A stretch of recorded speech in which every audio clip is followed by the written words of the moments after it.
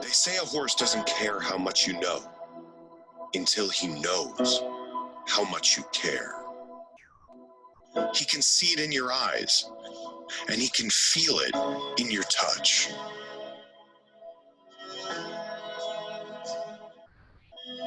We've spent years developing the skills, dedication, and focus of our entire team.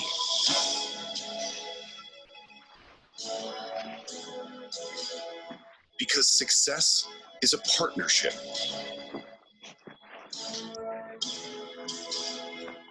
Because success is earned.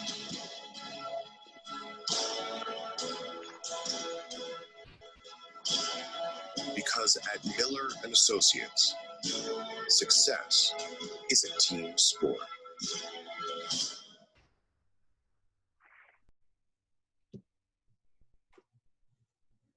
And hello, everyone. I'm Scott Evans, and welcome to a webinar hosted by Miller and Associates, focusing on the discussion of a pre-purchase exam. Here tonight is McLain Ward, speaking on behalf as a horseman. Certainly all the experience that he's had over the years, and a great way to be able to share this with everyone, along with Dr. Kit Miller of Miller and Associates. This evening's webinar is being recorded and also streamed via Facebook Live on Miller and Associates' Facebook page. We have a lot of information to talk about tonight. More than anything, just what we'd like to be able to think of it as is a conversation between horsemen talking about important parts of our business and how we can help others move forward, especially more so now than ever in helping our young equestrians, professionals, all kinds of people within our industry. And I'm happy to say that I think we have a really great format this evening. And what we're going to do is go through the format, and at the end of the evening, we'll have a question and answer. So do look into the chat bar, and we'd be open to taking questions as much as we can, time permitting. And in just a moment, we'll be joined by McLain and Kit.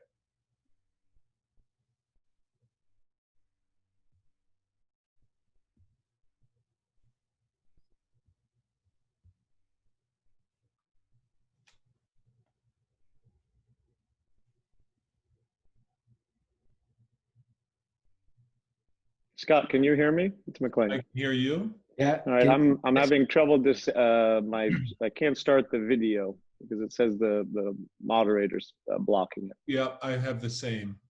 Okay. So can you guys hear me? We Yes. can hear everybody. We just can't see Okay. anything. You guys I'll let her work it out and we'll. Yeah, it just says the host has disabled the video. So. Well, Should we get started? Why don't we start talking and then see? I know what you guys look like. I think we should start. Yeah, I All do right, let's too. go. I think this is great. You know, gentlemen, I think this is a really terrific time to be doing this and putting your heads together. And I'm really happy to be a part of it. And, you know, I think we need to start right from the beginning as to how this conversation came about and where you all came up with this idea. Kit, I think, or Dr. Miller, I think you should start because it was your idea, but, you know, and then I'll add to it. But, you know, Okay, I mean, well, it started as a just kind of offhand conversation. McLain and I were having this winter in Wellington.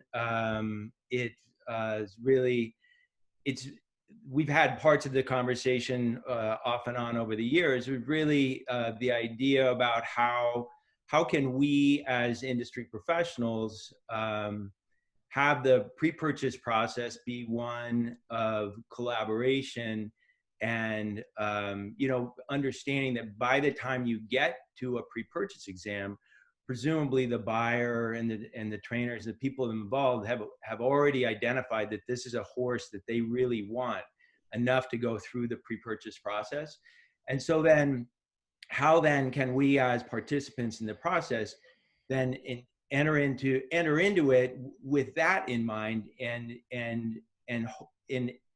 have the goal, you know, the outcome that we're looking for is that then this person in fact does, can go ahead and acquire the horse. That we hope that this is a horse that can meet that person's goals. So it started. We've had variations of the conversation, but and we were both up here in New York and waiting for horse shows to start, and decided to do it as a Zoom call. Yeah, I mean, exactly what Kit says. And, I have to pay my compliments to Kit over the years. We've worked together on several horse sales and purchases, depending on what side of the arrangement you're on. And, Kit has been very open and engaging in the conversations, and at times when I've challenged him on different issues and different the process of the vetting and purchasing and selling of a horse. And it's actually, I think, led to some great conversations, a lot of thoughtful reflection, and on both sides. And I think it's made all of us better horsemen, and something that we feel through communication we can share with our colleagues in the industry, people who are on the inside of the sport and on the outside of the sport, to make the outcome better for all of us and make it a stronger, healthier sport and industry. So when we talk about the best way to approach a pre-purchase exam, something that's come up certainly in the past couple of days, I've been able to speak to a couple of people in regards to what they think is important. And the thing that came up again and again is, what is the goal? When stepping into a conversation like this with a client, with the trainer, with the vet, what is the goal? And I think the common goal is, what is this horse's job? What are you thinking about? What is the client's requests? And then how does the trainer and the vet work together in order to understand this and help to explain this process a little bit? Can you all talk about that a little? Well, yeah, go sorry, ahead. Kit, I didn't mean to jump over you. Go ahead. Well, I think that's was the core of the conversations that Kit and I have been able to have over the years, and that why at times, even when we've disagreed and had a bit of passion in those back and forth debates. No, but I think it's why it's been very, very productive. Is the goal actually in the end is exactly the same. Mm-hmm. Whether you're the seller, a horse dealer, or selling just one or two horses, whether you're the trainer that's trying to find just the right horse for your client, that they reach their goals, or whether you're the veterinarian representing not only the buyer in a pre-purchase, but then the long-term care of that animal. Right, the goal, the mutual goal, is that the horse reaches all of the dreams and aspirations that the buyer has for it, and that makes the trainer successful, it makes the vet successful, and it makes the seller successful. Obviously, it makes the client successful. So we all end in the same place. Often we don't. Oh, it's asking us to start our video. Okay, yeah. Here we go. I'm gonna hit the button. Yeah, should we be clicking in here? Hopefully. Yeah, there you there are. We go. I think we're getting it. So with that idea, is everybody coming on okay? Well, I'm still having trouble with mine, but I can hear you guys, so I'll keep working on it. Okay. Can you guys see me now? I can see you. Yeah. All right. So I can't make any faces at Kit. Well. Sorry. I think once you realize that everybody is trying to end at the same destination, that really allows for a healthy, open, honest dialogue, and it allows all of us from our different positions to reflect on all of the different aspects that go into purchasing a horse, pre-purchase exams, and the long-term care. And you start to realize, and Kit and I have talked about this, you start to realize that this is not a cops and robbers arrangement and relationship. This is everybody with a different set of expertise trying to reach the same goal that's going to benefit not only individual clients, but our sport and our industry as a whole over the long term. And I really think because of us Dr. Miller and I in particular feeling that way, we've really had some, I think, some engaging and positive conversations about it. That's a great way to put it. Kit, do you want to jump in? Yeah, I mean, I couldn't agree more. I mean, I do think that, over the years, we've had, as McLain says, some fairly spirited conversations, but the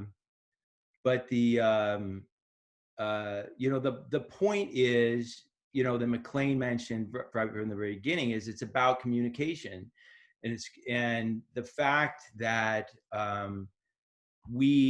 if we have a common understanding about the buyer's goals and understand that it is our common objective to try to establish whether or not this horse can meet those goals, and then understand also what our role is in that process, so that we each stay in our lane, so that I perform my function, McLain his, trainer performs his, and that, by doing that, it's so simple, and yet I think that the outcomes, you get very good outcomes, and the buyers have such varied aspirations. For some of them, it's to compete in specific events.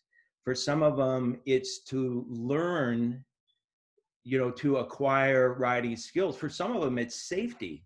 And I think that the different horses, that if you approach the exam and you approach the process understanding what it is that they're looking to achieve, then and we understand that from the outset, that it makes the process a lot easier, for sure. Oh, great way to put it. And Kit, you mentioned something also when we were talking about this, as far as the understanding the buyer's goals, et cetera. You mentioned something about, for example, an older equitation horse, with the wear and tear, but a proven winner. Right. So that's really to my point about buying horses for specific events. So, for example, some of my very best clients, have big equitation businesses. And so those horses, you aim at specific events at the end of the year. So for some buyers, if you were to purchase a horse that's a proven winner at the equitation finals, many of those horses have some wear and tear, but that's, for many of them, an acceptable trade-off because what they're really looking for are very specific events. So if the horses are managed appropriately in terms of the amount of riding and the amount of jumping, then they can live with some pathology and meet the buyer's objectives. So well, I think just to jump in there for a moment before we get off the topic, I think on that point exactly, is why there cannot be one set, rigid way of going about not only a pre-purchase exam, but also matching the right horse with the right client and the right situation and goals. It is a fluid and flexible process.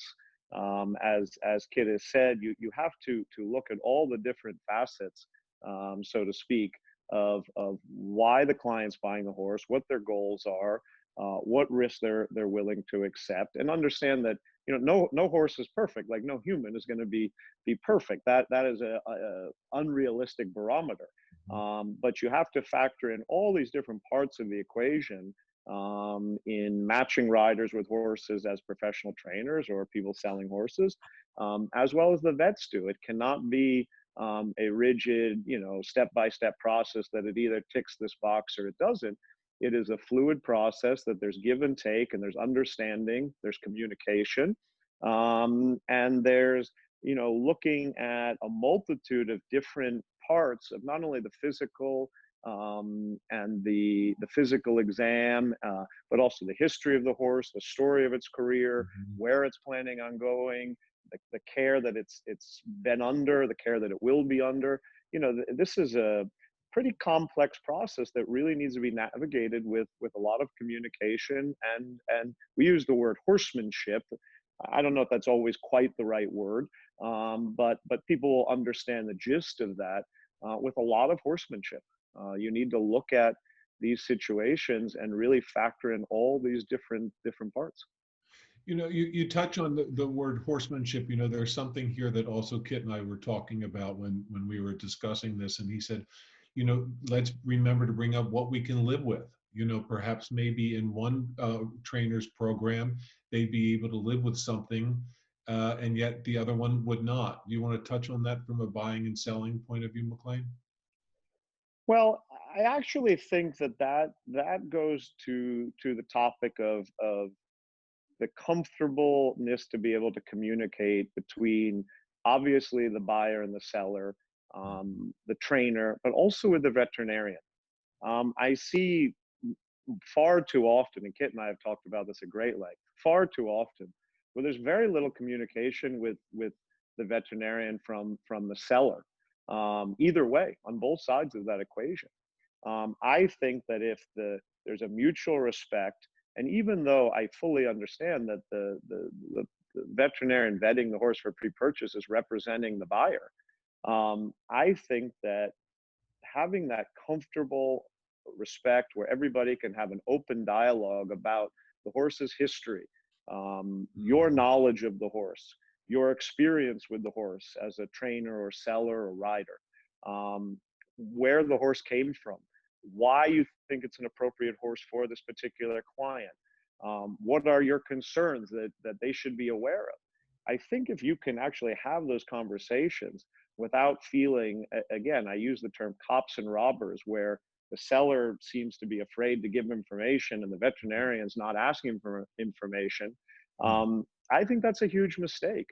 I think there should be that dialogue, particularly as questions arise with the examination of the horse. Can you speak from your experience? I mean, you use this yourself now. Have you changed a little bit, you think, over the years as far as your communication with vets and, you know, going through this process? Because you've seen it here and in Europe. You know, I think it'd be interesting for people to hear that side as well. Yes, I would say, you know, I don't ever try to be, and I hope Kit would back me up on this. I'm not the kind of horse seller who is overbearing. You're not the trainer.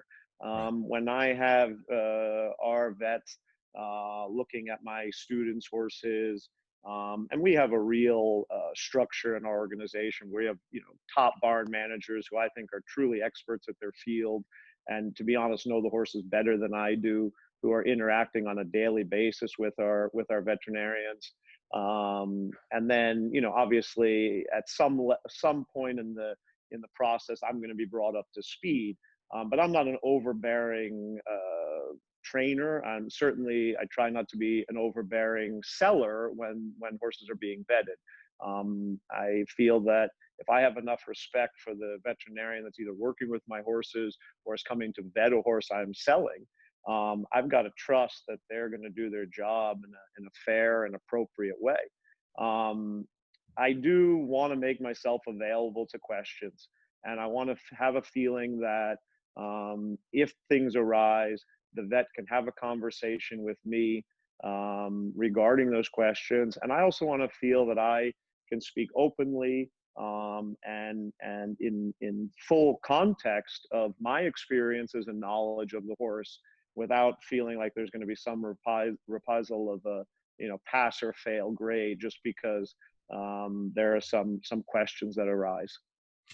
And Kit, you mentioned again earlier, but I think this would be a good time to talk about staying in our own lanes as far as the communication. But, you know, can you take that a little bit further, because you were the one that actually brought that up and said that's been an important thing for you to remember throughout this, as well as something that you wanted to offer to people that are listening.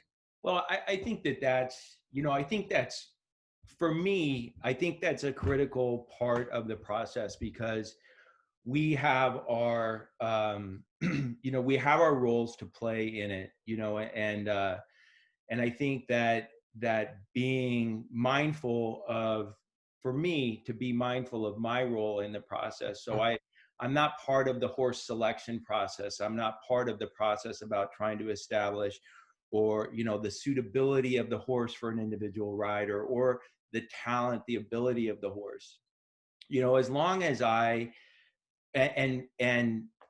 the price of the horse, you know, I mean, there are things that are really not, they're not in my lane. And I'm very, very careful not to get out of that space. So I think that if you're, by being mindful of my role in it, if I understand what it is that the trainer and my client, the buyer, are looking to accomplish in acquiring this horse, then I'm going to give him my very best advice as to whether or not I think that the horse, what if I see obstacles that that might be an impediment in the horse's ability to perform that, or none, or McLain mentioned risk. I mean, we all know that in buying horses you take on some risk. So the idea here is to try to give some sort of an assessment of the risk, but to go back to McLain's point about the communication, I think that one of the things that I think does make a big difference is that if the trainer, if what is told to the trainer is exactly the same thing that's told to the seller, you know, that the communication has to be uniform. Mm. And I think that that as long as that is the case, you have a better chance of a good, a good outcome. I think just to touch on I agree pretty much fully with what Kit says about staying in our lanes, and we all have a role to play. I do think that we talk about the communication here between the seller and the pre-purchase veterinarian, but also I think it's important that communication comes from the buyer and maybe even more importantly, the representative of the buyer, the trainer. And you touched on equitation horses, right? We know that there are a number of top seasoned, somewhat senior equitation horses that when we come to the year end and the pressure's on the line, these horses, when they're fresh and healthy, deliver, but they might not be able to handle a full season of 30 or 35 shows. And I don't know how many equitation classes there are a week now at a show, but a number of them. And you keep that in mind. And not necessarily that the price is going to be a reflection of how you examine the horse, but you have to be aware of some structure of the deal. And as you say, what the buyer is looking to get out of that situation and take that into account, because you also have to be careful not to make the mistake when someone's thinking to buy a horse, maybe that it's just going to be aimed towards the end of the season and the horse doesn't pass the vet for that particular client because in your mind, you wouldn't hold up to a 35-week show schedule. Right. So, again, that goes back to communication. That's also the responsibility of the representative of the buyer. And at times when it's appropriate, the buyer themselves through their representative or directly, depending on what that relationship is with their veterinarian. It's a great lead into what we're talking about now, which are the obstacles, possibly unclear or unrealistic goals. Something that has come up again when Kit and I were talking about this is a level of communication. And I think that's something that you all are touching on right now. But can you give a little bit of perspective about, first of all, horses certainly don't know how expensive they are. They're not aware of the number. They only the horse has no idea. And expensive or cheap. We got to remember that too. We all think of that on the expensive side, but it's also on the cheap side, right? How many people judge a horse because he's inexpensive? And I've seen people over the years pass on horses because they were inexpensive, thinking they can't be good enough, and they went on to be great. So we have to look at that from both sides. That's a great way. I totally agree. And as far as the perspective about keeping knowing the risk that we deal with in this, and certainly knowing the context of the buyer's goals, keeping that in mind, and realizing that, like you were just talking about with the equitation horses, a realistic goal, if somebody comes and says, we'd like our daughter to compete in the finals, etc., which is one thing, but then to have a top horse that is unable to go to all those shows, is that going back to the conversation again about, more communication, being clearer with the goals? Kit, that was something that you felt strongly about.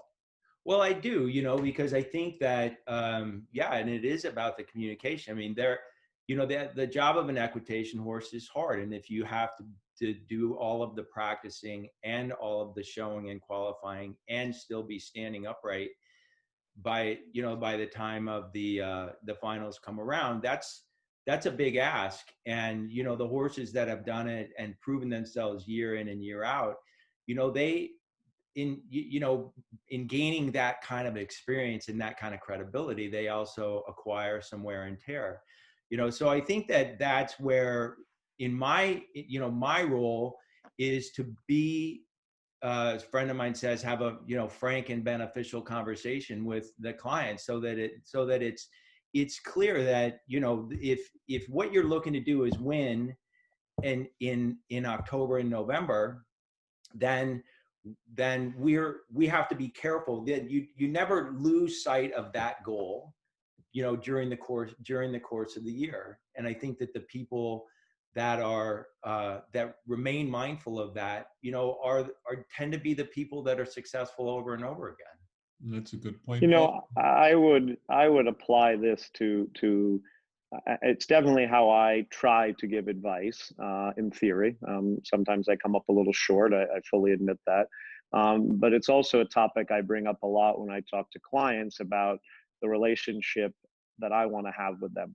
And I don't just mean clients that I'm selling horses to, but clients that, in particular, my students who are basically professionals, international level, championship medal winners now. I've been lucky to work with some great students. I always say I use the term when I talk about my clients, I want to have a conversation with you and be able to be honest and frank and candid, the same way I used to when I would sit in my father's living room and talk about my career or what we're doing with the horses. And that goes a step further when I'm giving advice to potential buyers. I always say, I'd like to think that I'm going to give you the same advice that I would apply to my own family. Would I buy that horse from my child? Would it be appropriate? Would I want my daughter or my goddaughter on that horse? Taking into factor some of the risks, taking into factor the pros and cons of the age of the horse, the health of the horse, what type of maintenance it'll need, how much it'll be able to compete. I always try to go back and say, if this was my family, what advice would I give you? What would I do? And that doesn't mean that advice is always going to be perfect, but I think it's going to be coming from a very candid and honest and genuine place.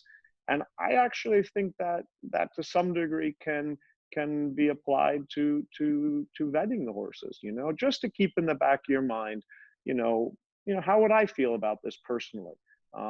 It can't always be simply black and white or cold.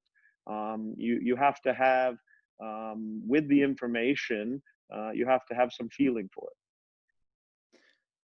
McLain, it looks like maybe Scott lost his connection. So let me see here. Yeah, I don't see him on there. He looks gone now. So let me ask you a question then, because you and I have both individually mentioned risk. Everybody knows we're taking risk, or not we, but I mean that the buyer is taking on some risk. And so so in addressing that with a, if you're selling, you're looking for a horse for one of your students, how do you address that? So you vet a horse has got a little bit older, got a little bit of miles, a little bit of wear and tear, and sort of fold it into this question, because many of these horses are it's a big, they're big numbers. So, and how do you also address the idea of horses as investments?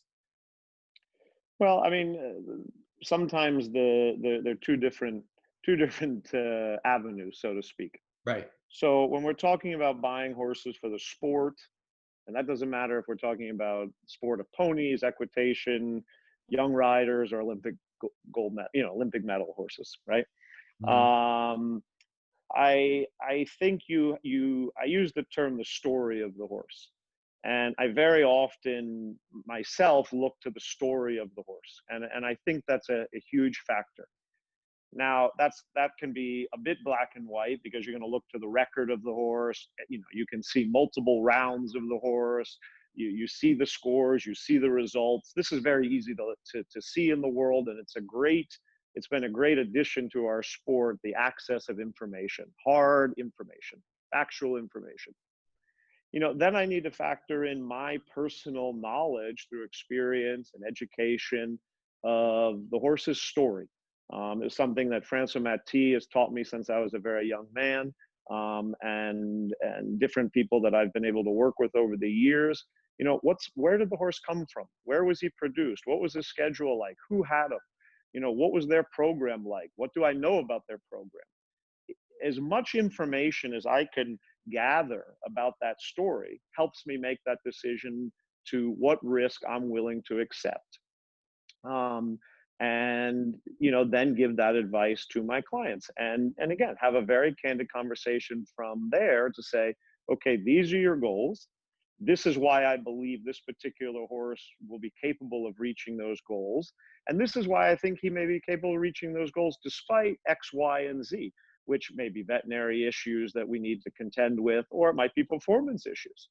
So you factor in that horse's story, and how is that going to reflect on how that horse is going to be able to go forward and achieve the goals that the buyer, the client, the student, or yourself may have.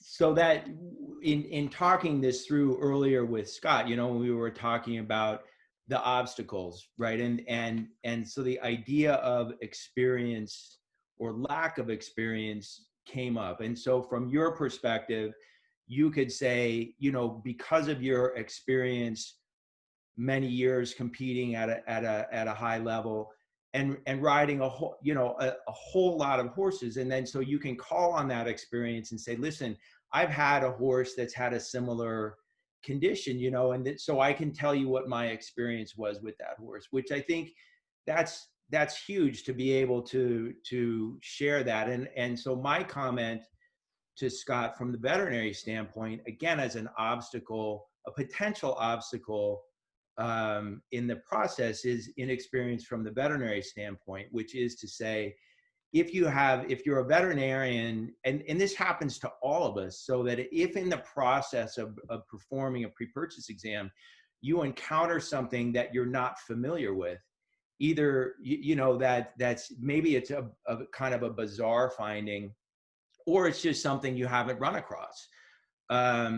And then how do you contend with that? Because you either say, I don't know, and therefore you shouldn't, I'm worried about you proceeding with this horse, or access, the equivalent of a McLain ward from the horsemanship standpoint, and talk to a mentor veterinarian or somebody at a university, find somebody that has the information. And I think that I spoke earlier this week with Brendan Furlong because I wanted to know his thoughts on it. And I think Brendan's he's obviously a top veterinarian. He's been at it for years. And that was one of his points, which is that if you're in a little bit of unfamiliar territory, then how do you contend with that? And really, for me, the right answer is, and as I get older, it gets easier for me to say, I don't know. I'm going to find somebody that does know, because I'm still Absolutely. have the mindset that I want this to work because I know my client wants this horse. So I think Well, the that goes on, is a big deal. Kit, that goes on both sides of that equation, right? That also happens with trainers, right? So I've been lucky enough to have, a great deal of experience in my career. Been around lots of different horses, lots of different situations. I've been around people who are the best in their field since I can remember, since I was, single digit age, if not earlier. So, there's a great wealth of information to draw on and experiences to draw on, and surrounded by people who have even far more knowledge and experience than I have. But not every trainer has had that same experience, and hasn't had the experiences to reflect on and go back and have confidence, say, I've dealt with this before, I think we can manage it. Or, maybe I've dealt with this before and it's a red flag, let's stay away. And what ends up happening, and I don't want to speak on the veterinary side, but you could, but certainly what ends up happening on the trainer side is those trainers feel insecure about looking for an outside opinion, a more experienced opinion. And then often they make the wrong choice, or don't at least fully exhaust the resources available to make what's going to be the most successful decision for the client. And I think to your point about reaching outside of your circle at times to find resources and weigh those resources in factoring in the decision or advice that you're going to give as a veterinarian, a trainer, or any role that you play within our sport. Yeah. And so to me, then the next part of that really is, and you and I have talked about this extensively as well, is this idea about fear of a bad outcome. That and that for different people that means different things. That for some people, a horse that doesn't work out, that's a bad outcome. Fear of reprisal, that sort of stuff is, and so if you're nervous about going out a little bit outside of your circle, a little bit outside of your comfort zone, part of that is fear of a bad outcome. And yet for other people in this industry, a bad outcome is missing a good horse. A bad outcome would be to not buy that horse and then have that horse beat your kid in the equitation final. Yeah. Right. So yeah, I mean, there's a lot of old cliche lines, right, about that. You bought a horse that passed the vet perfectly, but could never win a class. So, right. I mean, there's a million cliches about that, and you and I have talked about it. I said first and foremost, we want to find the right horse to be successful, and then we want to know if we can manage the health and the long-term well-being of the animal in the sport, right? I mean, that's the goal. And I would go, I want to say that, whether it is I truly believe that in almost all situations, in most situations for sure, we all want this to work. I mean, there's nothing worse than, as a horse seller, having to take back a horse because it didn't work for the client for one reason or another. It's terrible for me as the seller. It's incredibly personally disappointing. Nobody, I sell horses because I hope that the buyers reach their dreams. I mean, there's nothing worse than when a horse doesn't work, and sometimes it's no fault of anyone. And you see that person and they're disappointed, and you have to interact, and you're trying to find a solution. That's a very difficult situation. That's not the goal. Certainly that's not the goal for the veterinarians or the trainers that represent the clients. So, I think that most of us feel pretty strongly about that. So we're all trying to go that same direction, and end with happy clients and a successful transaction. Yeah, I mean, I can say that from a veterinary standpoint, as a person who does pre-purchase exams, it is I feel much more, if I work for somebody and I know that their goal is, they think this is a good horse, they really, and the worst thing that could ever happen would be to miss a good horse. For me, that person is by far the person I would prefer to work for. Well, I talk often about, first starting with when I go to look at a horse. When I'm in the car in Europe traveling to look at a particular horse, I have to tell you, my mindset is always, I hope this is the one that I've always been looking for. I hope this is the superstar, the gem twist, the next sapphire or azure. I truly, dream of that in the car on the way to the destination. When I've chosen a horse and we're going to vet it, particularly when we're talking about the high end sport horses, or to be frank, the more expensive horses, I send a veterinarian to examine the horse, hoping that everything is good. I'm not looking to when I try a horse that I hope I can find, I can find something wrong with it. I hope that it's everything I dream it to be. The same when I send the veterinarian. The most disappointing thing is when there's something I feel I can't accept the risk of. And I think that's the right mindset. I have colleagues who have a very different mindset, to be frank, who are, they're trying a horse hoping there's something that stops them from wanting to proceed with purchasing the horse, or they send a vet to do a pre-purchase exam, hoping they find something wrong with the horse that stops the purchase. And typically, those are the people that I see outside the ring a lot, wishing they were riding the horses I'm riding. So, but it's true, right? I see it all the time. So, there has to be a mindset starting with the buyer and the trainer that, look, we hope this is everything we dream it to be. We understand there's a chance that the horse isn't, and whether that's a performance or in the veterinary side, the pre-purchase side of the equation. But I think you got to go in with the mindset, hoping that this is the one. And I think it's a better way to look at it, and it also keeps you more open-minded to questions that are going to come up and whether you can or cannot live with them.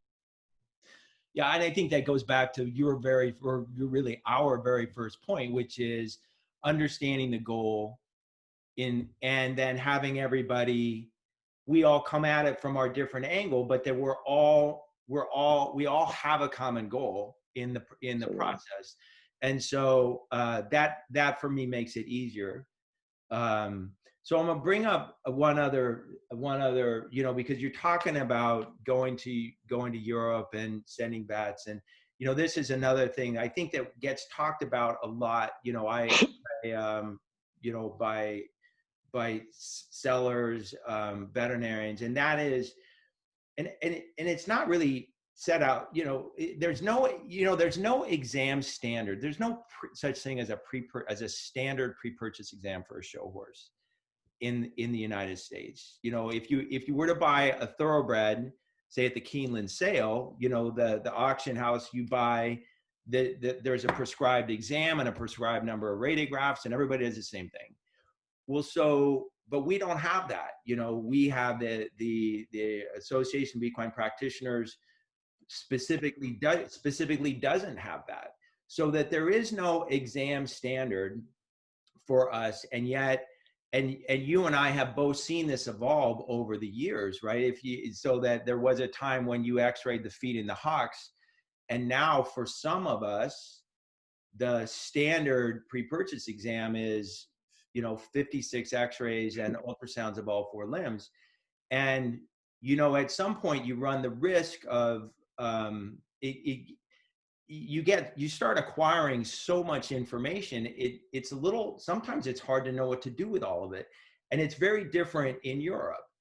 So just talk about that for a sec. Yeah, so you and I have had some great conversations about this. And I hold to the opinion, whether it's a pre-purchase exam or just an evaluation of a horse, a lameness exam, let's say, I would like the veterinarian mindset to be, first identify through physical examination where you think the lameness is, and then use the technology to back up that diagnosis. Not use the technology to necessarily come up with the lameness, or not necessarily the lameness, but some sort of thing that doesn't seem correct or seems to be an ailment. Because I think often, sometimes when you only rely on the technology, things come up that may be no problem of the horse. And so I would always first want to say, to some degree, in an examination, let me have the physical examination, try to identify where I think the problem is through that process, and then let's back it up with all the technology that's available to us. Because as you say, as the technology gets better and better and better, and we can see smaller and smaller areas of the horse. And I don't want to be an ostrich and put my head in the sand when it comes to technology. That's not where I'm going with this. But we go back to the term having some horsemanship or feeling for the animal. And, that comes with experience, right? That comes with, hands-on experience.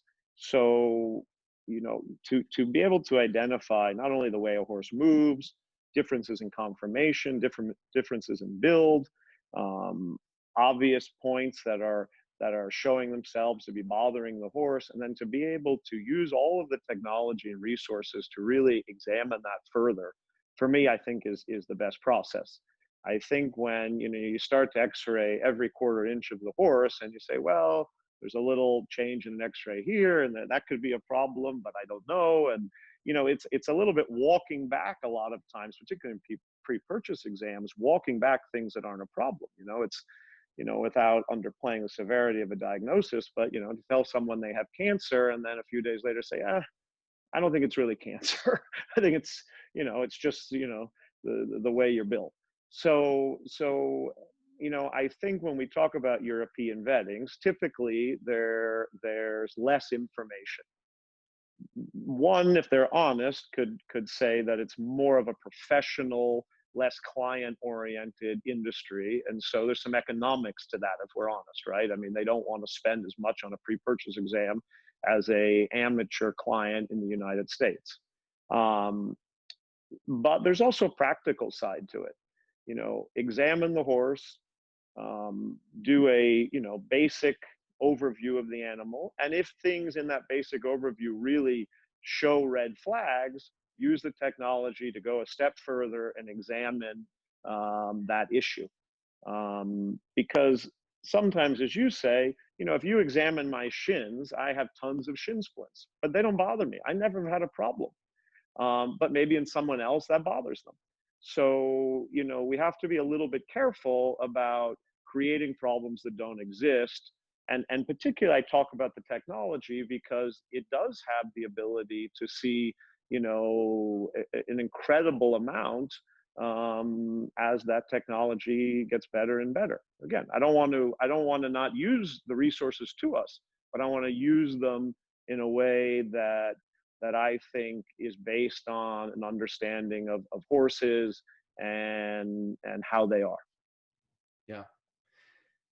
So if you buy a horse in Europe and with the intent is to bring it to the United States for resale, do you do the same vetting as if you buy a horse in Europe for McLain Ward to ride?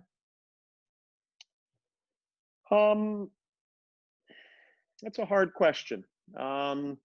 It really depends on the story of the horse. If I'm buying an 11-year-old horse that's been competing, or a 12-year-old horse that's been competing FEI since it was 7 years old, and I notice in its record it doesn't have any major gaps, and I see it competing at the top of the sport, and I trust to the best of my knowledge where it comes from, and that within a reasonable level of comfort, I think the care has been along the same lines as the care that I'm going to provide. I would say I probably don't do what we call a typical American vetting. Probably is a few less radiographs. We would probably do an ultrasound because, all of you carry ultrasound machines now, so it's not a huge inconvenience. But it's probably a bit more of a brief process. If I suspect a problem in my examination of the horse, even through my resources, then I'll speak with a veterinarian in Europe and that I use and say, hey, I think we need to look into this particular problem a little bit. But I try to factor in a lot of the horse's story. I think that's very important, and I think that's very important as I guide, you as a veterinarian representing me and bringing a different set of skills to the table. And again, we go back to communication. I say, Kit, this horse is showing, he's doing well. But, I'm a little concerned when I tried them. I felt this, I think you should look at this, or there's a little history in this area. Let's double check that. But that doesn't mean we have to double check, every hair on the horse. So I think it needs to be done with logic. I think it needs to be done with intelligence. Again, we use the term horsemanship, but to me, that's a little bit, we all know what that means. But that's a pretty broad term. I think the more experience and knowledge we can bring to the table in being reviewing that horse's story, and then how that clinical exam matches up with that story, I think is going to provide for the best outcome. And I think that that's important for the veterinarians to understand a few things. First off, hands-on, look at the horse, watch the horse, touch, as you say, touch the horse, feel the horse, use all the resources to you that are available to back up your examination and the problems that you possibly see.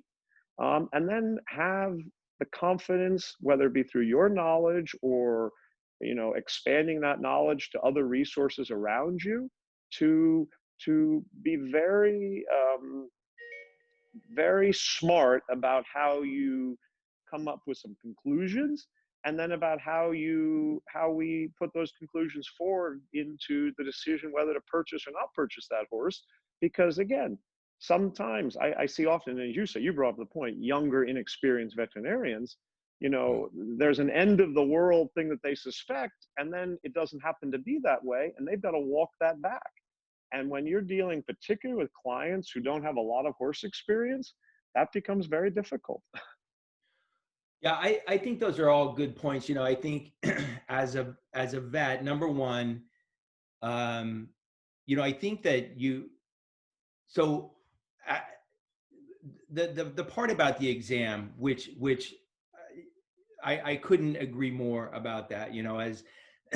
As a younger, inexperienced vet, I was really fortunate to have some really extraordinary mentors, John Steele and Midge Leach, and, people who did unbelievable physical exams, and being able to learn from them. Those were clinicians that everything that they thought flowed from their examination of the horse, what they thought. You bring up Dr. Steele. I'm sorry to interrupt you, but I don't want to forget the topic.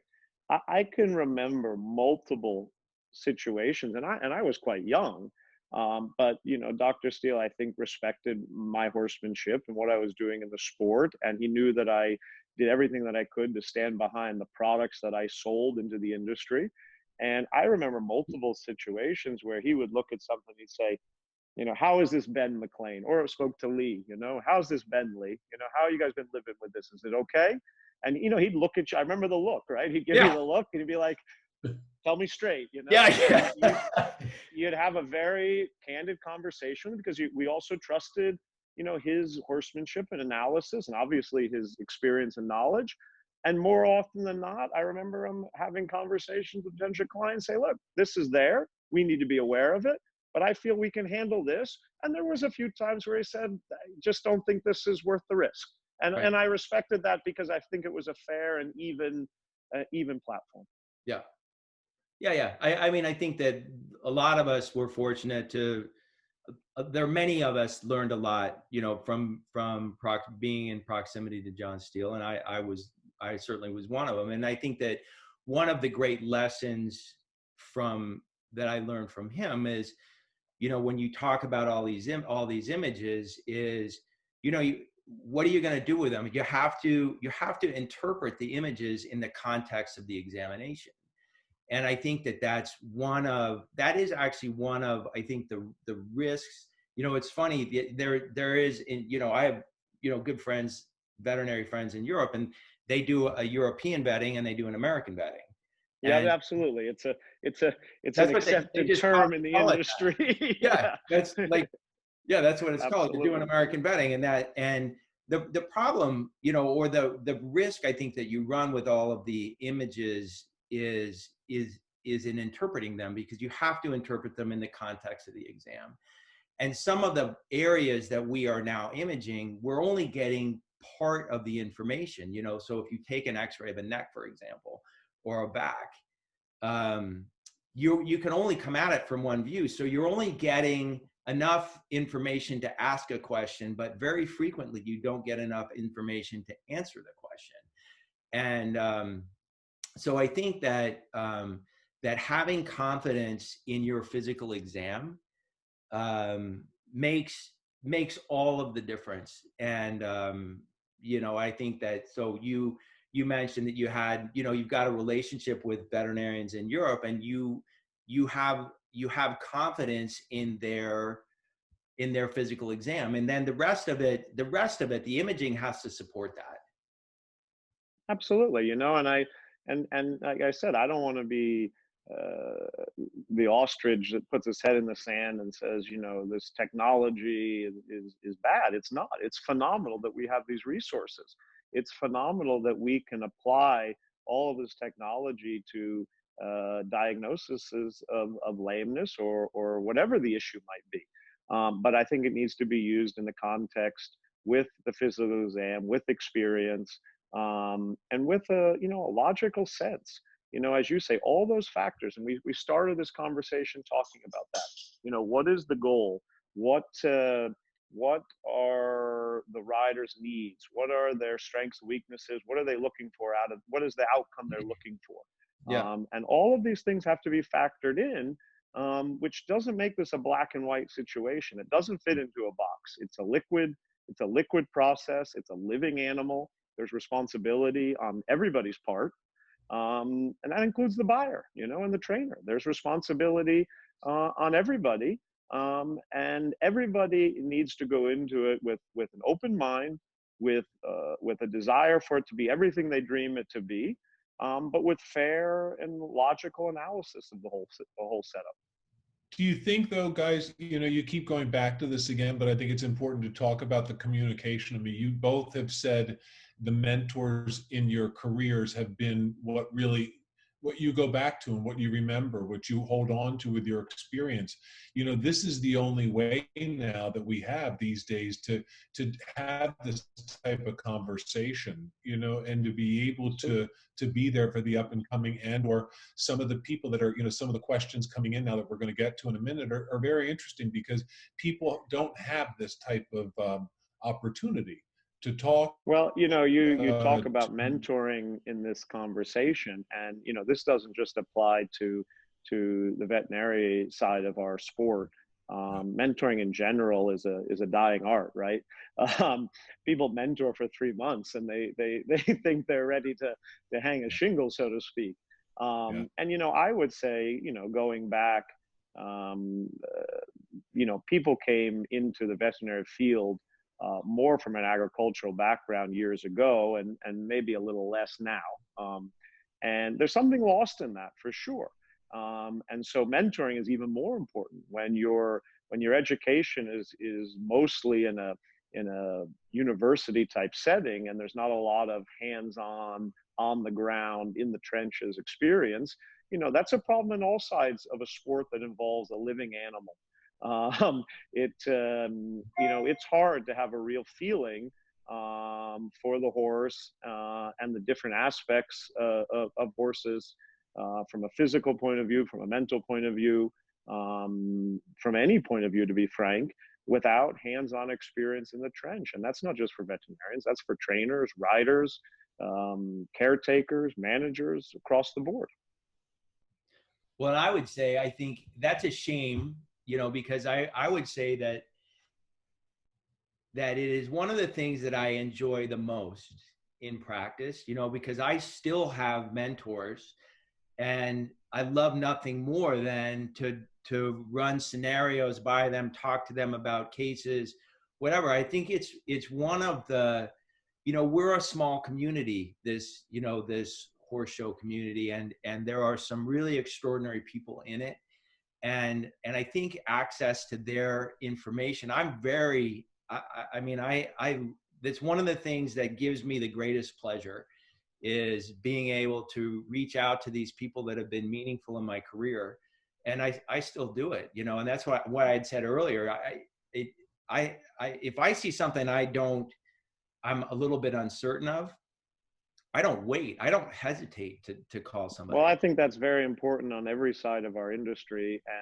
And to be frank, you know, it's maybe not a mentor relationship between us, but to be also to have, you know, these open dialogues between the veterinarians, the trainers, you know, the riders, the clients, you know, I think that's also very important. The conversations you and I have had, you know, I feel I certainly have gained a lot of not only knowledge from, but also different perspectives and looking at it from your shoes, and I hope vice versa. And, you know, I think that's where this webcast comes from. And so, you know, I think again, you know, I think that whether it's a pre-purchase or whether it's a, you know, any sort of examination or maintenance of the animals, the open, frank, logical dialogue and understanding that it is a liquid situation, I think is very important. Yeah, for sure. And you know, it's funny. You start with conversation and you end with conversation, right? I mean, can you hear us, Scott? You look like you were breaking up there. Sounds like you were breaking up. Can you hear me now? Yeah, there, that's much better. Great. Oh, great. Can we jump into some questions, Kit? I know we had something that was brought up to you before we came on air. Do you want to touch on that? Yeah, although I can't, I'm only seeing part of the screen, so I don't have the question. I have some questions that I can lead into it. It was the one that you reminded me of when we were going over everything to prepare for this. But I've got a couple here that I could jump into if you guys are ready. Yeah, go ahead. Here's an interesting one. As both a vet and a vet and a trainer, do you take farrier radiographs or bring the farrier into the discussion?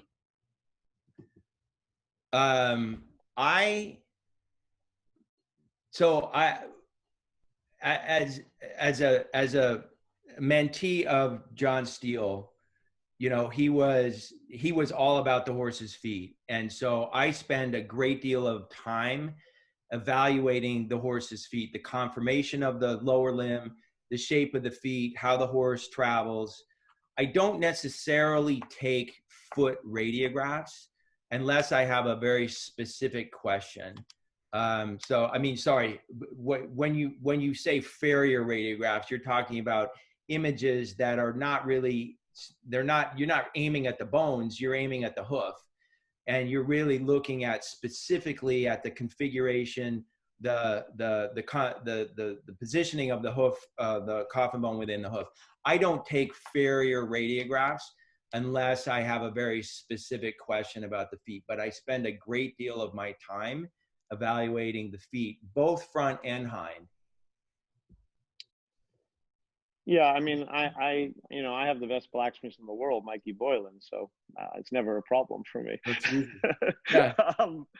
But yeah, I would agree. You know, I'm a believer of the philosophy as I try to have the best people around me in every way, starting with my barn managers and Lee and Eric and McKeever, the veterinarians that we use.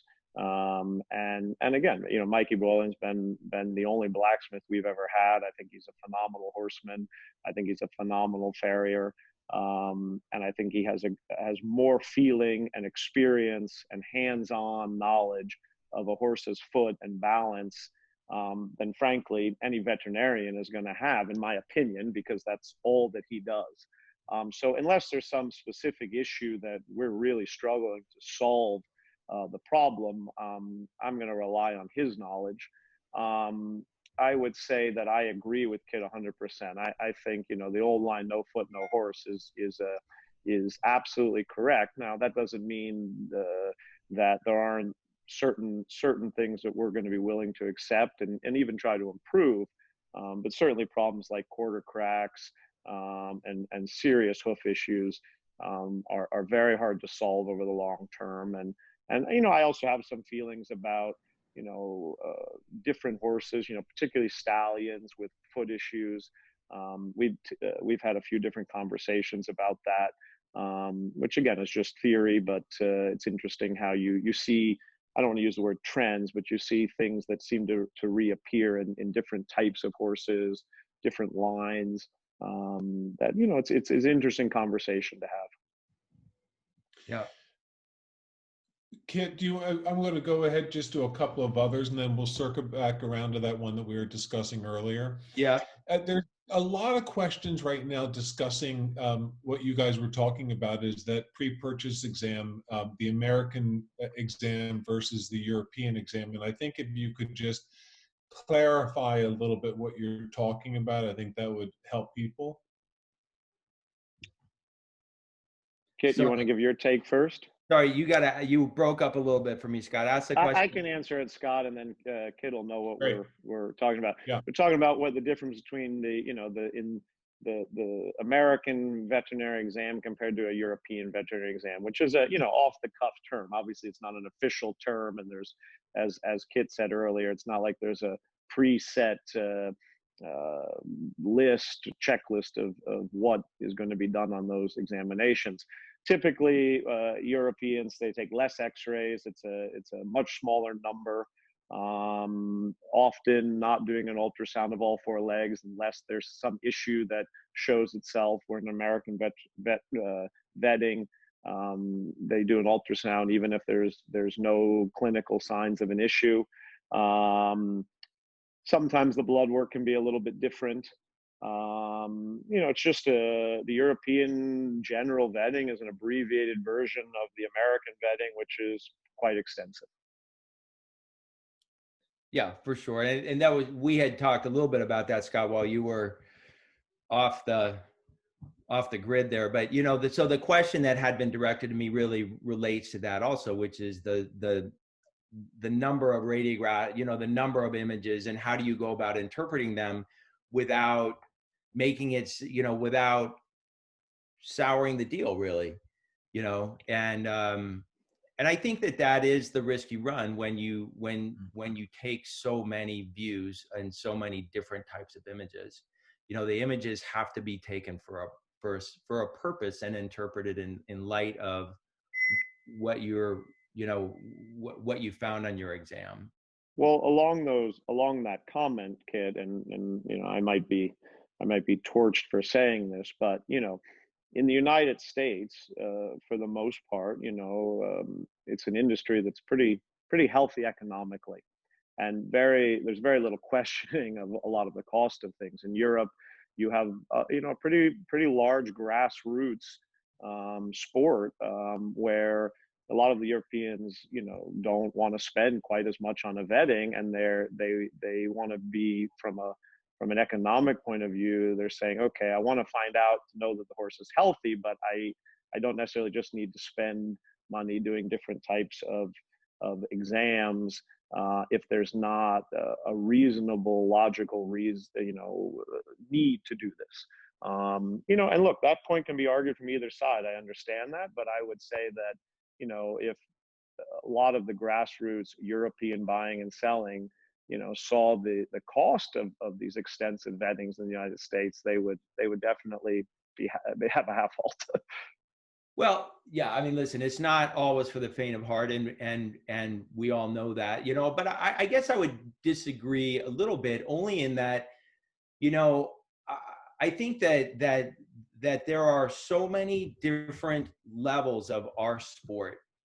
And, and I think that's one of the reasons why the AAP doesn't want to have an exam standard and say the exam standard is X number of X-rays, because, the imaging is very expensive.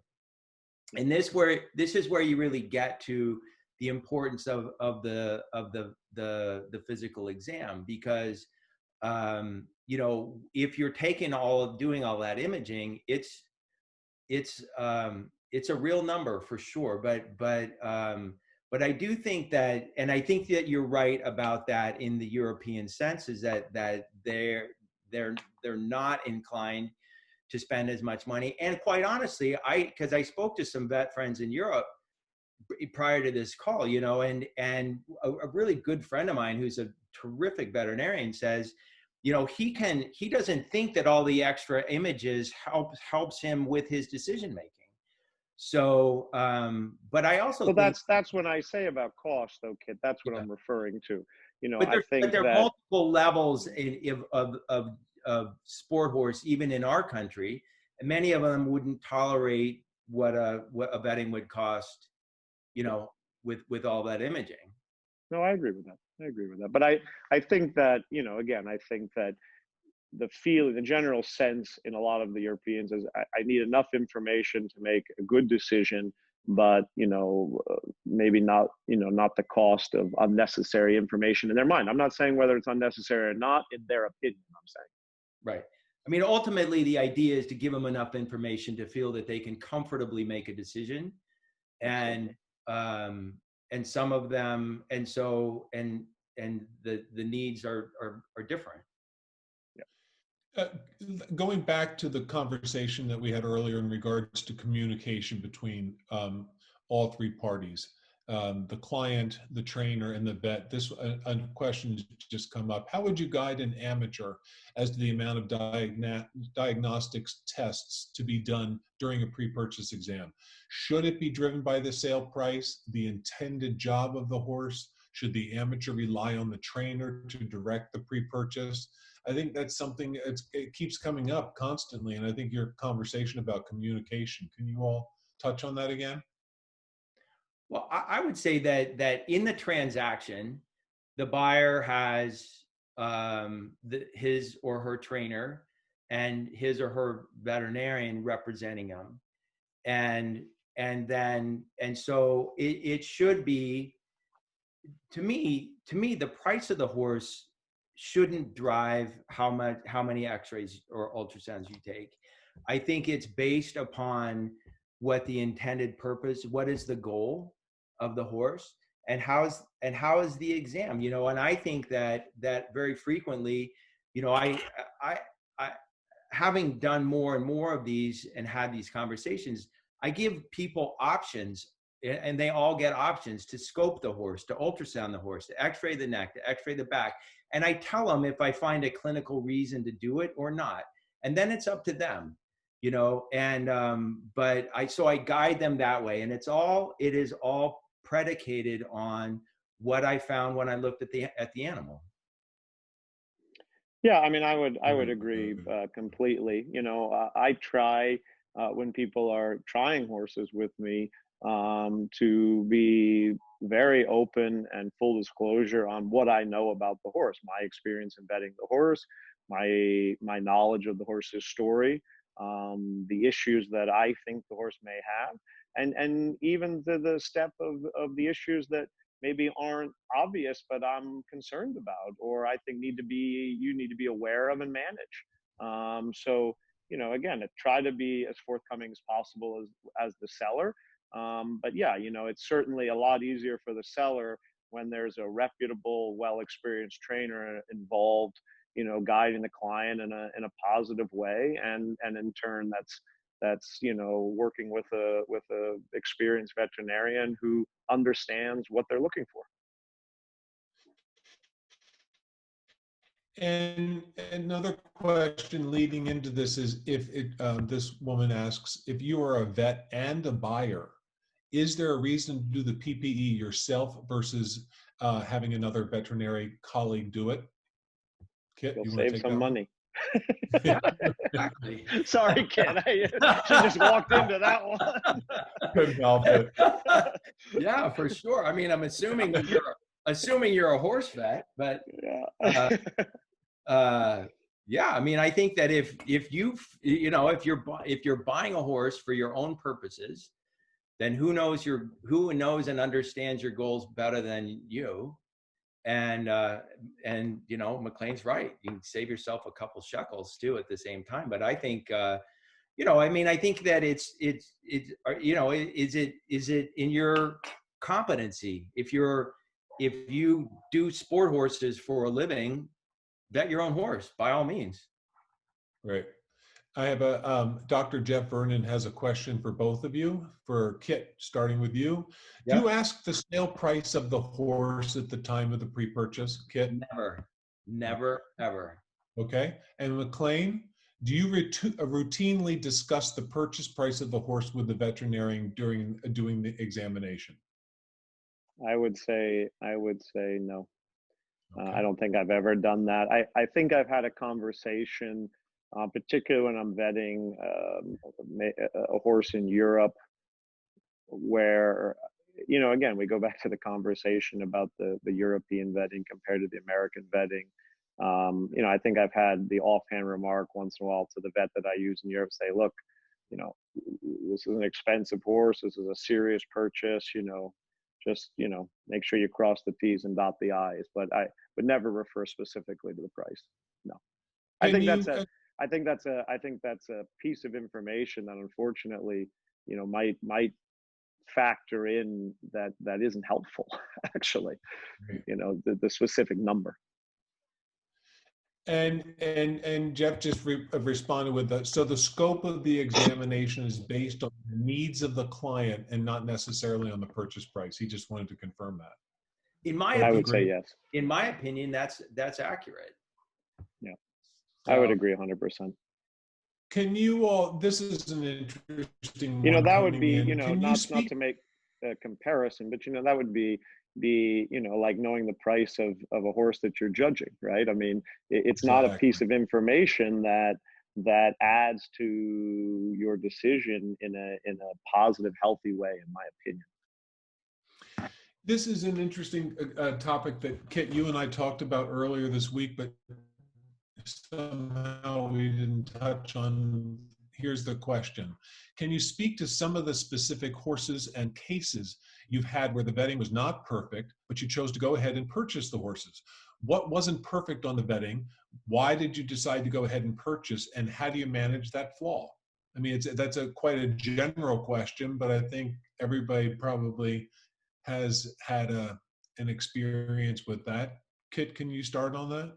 Well, sure. I mean, I think so. To go back to the example that we started with, which was the equitation horse, right? So you're doing a pre-purchase exam on an experienced, older 12, 14-year-old equitation horse. The horse is a proven winner in the finals, and it would be very uncommon not to encounter some pathology in doing that. So and I would say the most common, or a very common one, is fetlock joint arthritis, because the horses, by virtue of jumping a lot of jumps, never mind the height of the jumps, but just the repetition of the jumps over the years, they accumulate that. So I've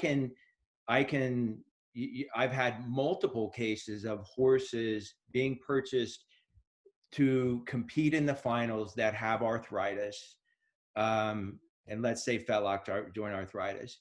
But if the physical exam was within a reasonable expectation for the horse's age and for the degree of arthritis, then you manage it, and then you really have to manage it as a team, right? I think that the trainer is part of the success of that process, because knowing that the horse has this, then you have to be careful about how much the horse competes, how much how much practice does the horse do. So a great deal of the success in it, or to McLain's point, you have a top blacksmith. So you have a horse that has a crooked foot, but you have a top blacksmith at your disposal. The idea that you can buy a horse and fix him, that I don't believe that. What you buy, what you have when you buy it is really what you have. That's what you get. So you manage it as a team with the trainer, with the blacksmith, and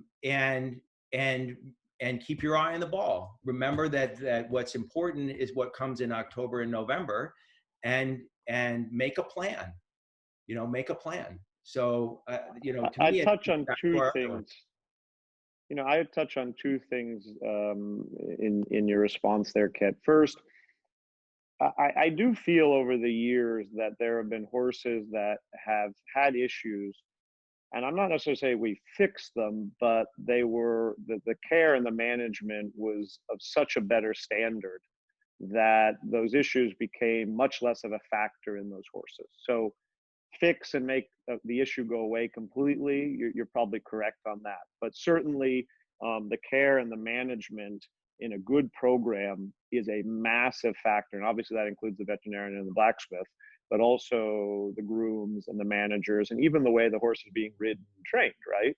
So those are huge factors in taking sometimes a horse that has some issues that it's dealing with and making them much more manageable than they may have been in another situation.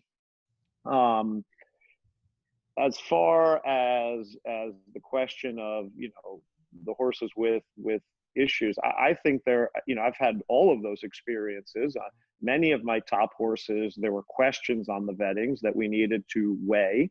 I can't remember one where the vet came back and said the horse is perfect. And obviously we weighed those issues and we ended up purchasing them because we felt we could deal with them. And for the most part, with a good program and good veterinary advice and good people, we're able to have lengthy careers with those horses.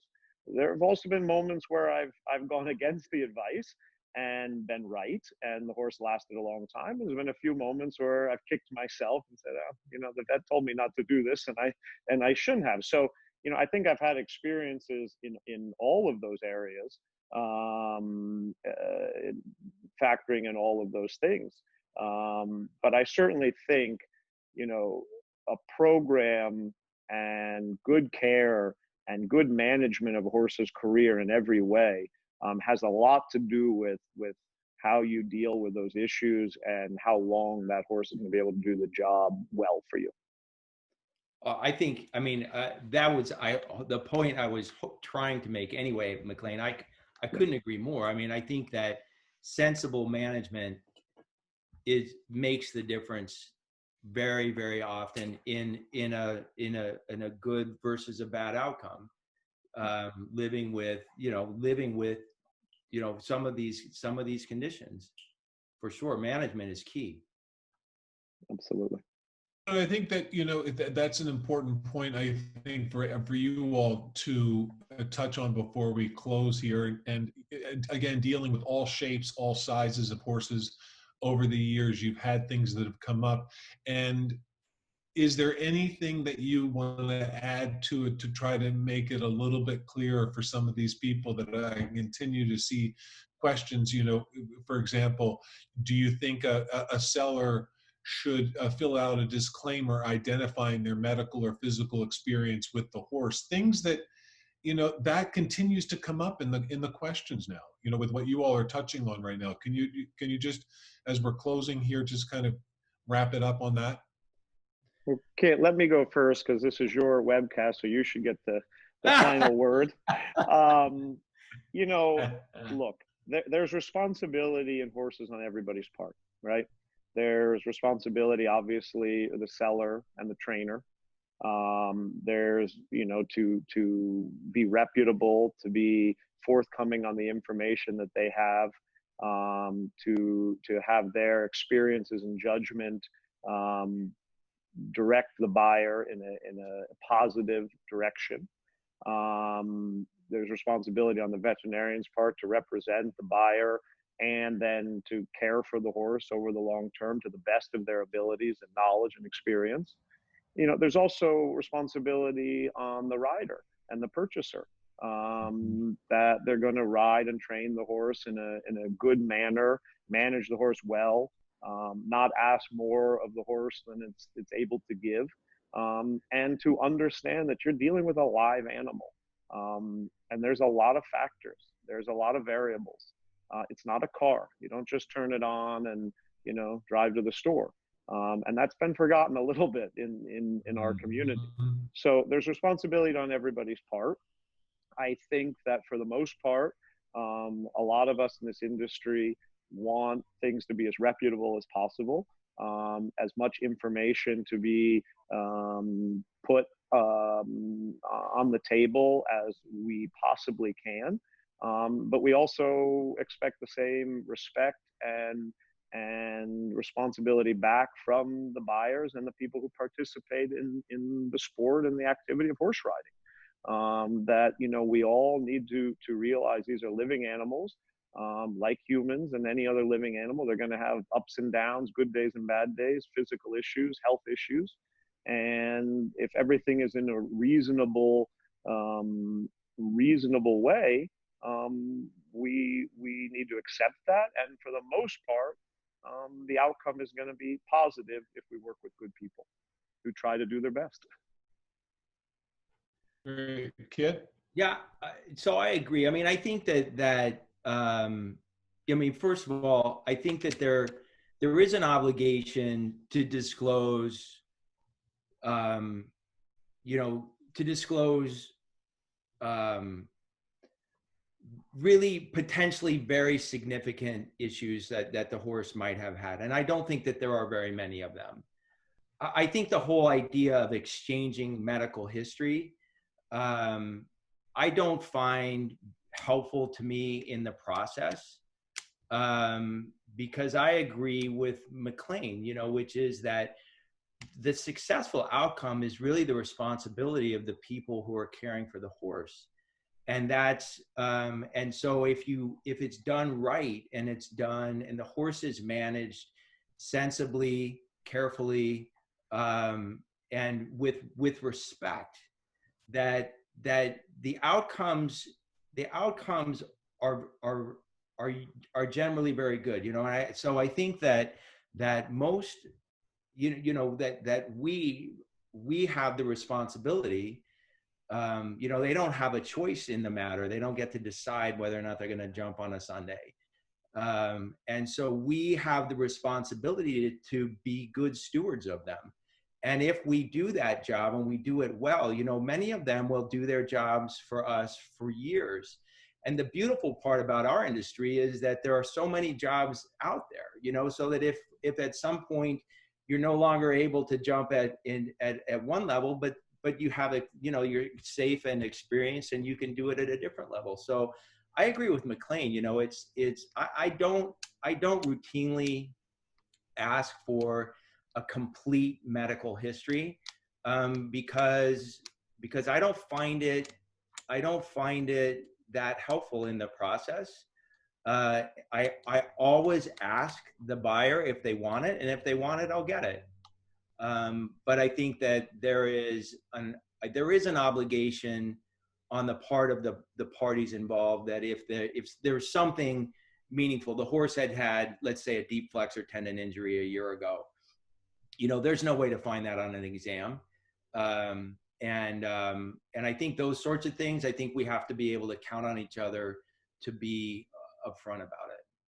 But absolutely. I mean, you know, and I think when you talk about the issues that you're aware of with a horse and any your experience with that horse, you know, I think we also are responsible as the professionals and the sellers to be as forthcoming with that information as the best of our knowledge. I think that's a given. You know? Yeah, without a doubt. But I think, you know, we all have a shared responsibility to, you know, to treat these, you know, they're amazing animals, to treat them with respect and care. And, you know, they do incredible jobs for us. So, Gentlemen, well done. This was great information. I have to say, this is probably the first of, you'll be doing more of these, I'm sure, down the road. McLain, I can't reiterate it enough. I think it's very important right now to be putting this type of information out there. Like you said, you've had many mentors over the years that have given you experience, and the mileage that you've had in championships, let alone selling horses. I think this is what we need to be doing more of for our sport these days, and also because there are few mentors out there these days, and this is the information. Maybe this is the new way. I thought it was terrific. I thank you all very much. I think we've pretty much wrapped up here. Thank you both for having me. Thank you, Kit, for inviting me. I appreciate the opportunity to talk about it. And, you know, and again, it comes from, I think, some of the great conversations we've had which make us better at what we do, and you know, a better asset to our sport as a whole. Yeah, I couldn't agree more, and I thank you both for participating. It means a lot. So thank you very much. Everybody have a Thanks, great everybody. evening, and Guys, have a stay great safe. evening. Yep. All right. Thank you. Bye now. Bye.